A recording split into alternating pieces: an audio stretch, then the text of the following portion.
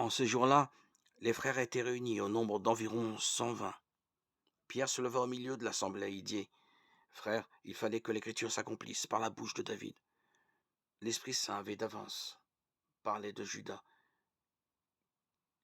qui en est venu à se servir de guide aux gens qui ont arrêté Jésus. Ce Judas, pourtant, était l'un de nous et avait reçu sa part de notre ministère. Or, celui-ci avait acquis un champ avec le salaire de la trahison. Il tomba la tête la première. Son ventre éclata et toutes ses entrailles se répandirent.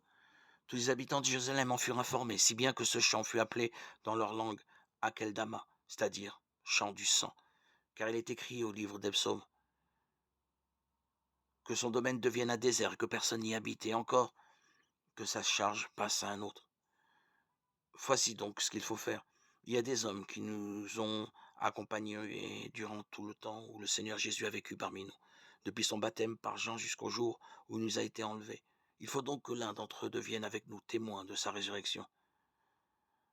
On en présenta deux, Joseph, Barsabas, surnommé Justus, et Matthias. Puis l'assemblée fit cette prière. Toi, Seigneur, qui connais le cœur de tous les hommes, montre-nous lequel des deux tu as choisi pour prendre place dans le ministère des apôtres que Judas a déserté en partant vers son destin. On tira au sort, et le sort tomba sur Matthias, qui fut dès lors associé aux 11 apôtres. Actes des apôtres 1, 15-26.